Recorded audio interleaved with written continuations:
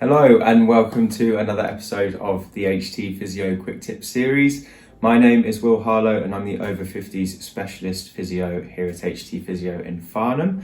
And today we're going to be talking about a very common condition called hip bursitis. Now, a hip bursitis is actually quite an old-fashioned term, and it's a term that describes a condition that causes pain on the outside of your hip. Now, to describe this condition better to you, I'm going to use my hip model, okay? So if you can see here, this is a model of your hip, and this is basically a hip that's looking directly at you. It's a model of a right hip. So you have the femur here, which is the thigh bone. It's cut off here, but in reality, this would go all the way down to the knee. You have all of the ligaments that keep the hip in its socket. Then you've got the ball, which is the ball of the femur, the head of the femur, and that fits into a socket on the pelvis, okay? So we'll just refer to this bone as the pelvis here. So it fits in kind of like that, okay? So a ball and a socket, and that allows the hip to do lots of different things. It can rotate, it can go out to the side, it can go forward, it can go back, and it allows the hips to do lots of different movements.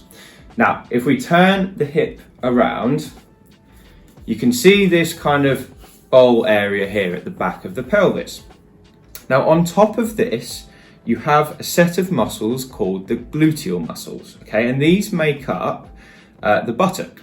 So you've got gluteus maximus, which is the big one that everyone has heard of, but you also have gluteus medius and gluteus minimus, which are smaller gluteal muscles which sit slightly higher up, a little bit closer to the lower back, which would be here. Now these muscles, they start here, the body of the muscle is here, and they join to your thigh with a tendon that comes over and attaches right onto the side of your femur. Now, because of these muscles attaching onto the side of the thigh bone, if they contract, they take your leg out to the side. So they're very, very important for the stability of your whole leg. They're an incredibly important muscle group. Now, why am I telling you all this? Well, it's very closely related to hip bursitis. And the reason is, hip bursitis tends to affect this area of the bone right here. We call it the greater trochanter. Now, the tendon, you might remember, wraps over and attaches onto the greater trochanter. So in reality, if we're going to fill in all the blanks here, we've got the muscle and the tendon. Directly underneath it, we've got a little fluid sac called the bursa, which is the thing that gets inflamed with bursitis. And then we have the bone.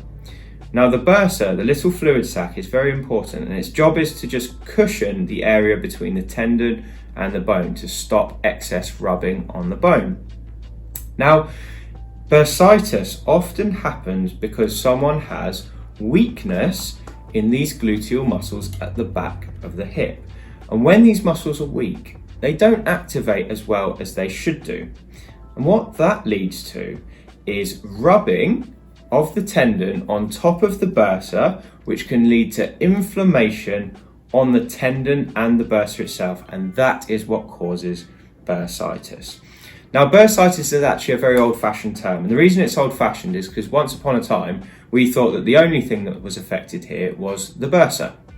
In reality, at the same time as the bursa being inflamed, you're also going to have irritation and potentially damage to the tendon on top of it. So, because it's involving lots of different factors, the up-to-date term for this condition is greater trochanteric pain. Okay, so pain around the greater trochanter. So, what do we do about this problem? Or first, how do we identify it? Well, the most common symptoms of this problem are pain on the outside of the hip, especially when you walk, especially when you're going up or downhill, and when you lie on your side or when you cross your legs. Now, who's at risk of this problem? Well, it affects women a lot more commonly than men. And the reason it affects women more commonly than men is because women's pelvises are just naturally shaped a little bit wider than men's, which means there's more force that is required to control the movement of the pelvis in women than in men. And it can lead to more of this rubbing taking place. Now, a lot of people, when they say I've got pain on the side of my hip, I think it might be arthritis. A lot of these people are wrong. And arthritis doesn't usually show up as pain on the outside of the hip.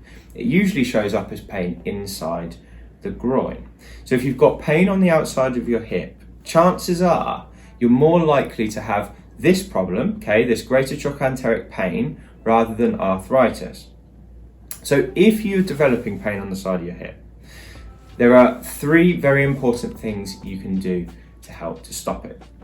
The first one is to stop crossing your legs, okay? Now, this is something we do all the time. We do it when we're talking to people, we do it when we're sitting, we even do it when we're lying on the sofa, even if we just cross our feet over right at the bottom. Any of these movements is enough to put stress through this structure on the side of the hip and can worsen the problem. So a lot of people can improve their symptoms simply by stopping crossing their legs. Now, a second thing you can do to improve the symptoms when you have this problem are when you're in bed, if you sleep on your side, make sure you sleep with a pillow between your knees. Now, the reason we tell people to do this is because if you don't sleep with a pillow between your knees, one leg tends to cross over the other, and then for 8 hours every night, you're putting stress on the side of the hip. So it's very important that you find a position where you can keep your legs apart, and the best way to do that is to put a pillow between your knees. The other thing you can do is you can avoid lying on that side. So if you have pain on your right side, try sleeping on your left and vice versa. Now, the third thing you can do, which will help you improve the symptoms here, for most people, is to actually put some cold on the side of your hip. If your bursa is inflamed on the side of the hip, then cold can help to reduce the inflammation. So that's where I would start. If it was arthritis, we would probably choose to use heat. But in my opinion, for bursa problems and greater trochanteric pain, the cold tends to work a bit better. So those are the 3 things you can start off with. So the first thing is stop crossing your legs.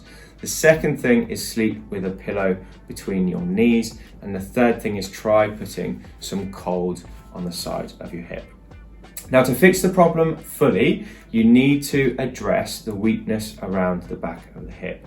And that's going to look slightly different for everyone. So if you're suffering with this problem, the best thing to do is to seek advice from someone like myself, or to go and see a physiotherapist or even your GP, just to get some advice as to what to do next. Now, the other thing you can do is you can pick up a copy of my book, Thriving Beyond 50, which has a full chapter in it all about greater trochanteric pain, the do's and the don'ts, and how to get this problem sorted once and for all. That's all I've got for you today. I hope you've enjoyed this video. I would appreciate it if you like the video and subscribe to the channel, because it does help me to reach more people. And if you find this video useful and you want to share it with a friend, please do feel free to do so. Anyway.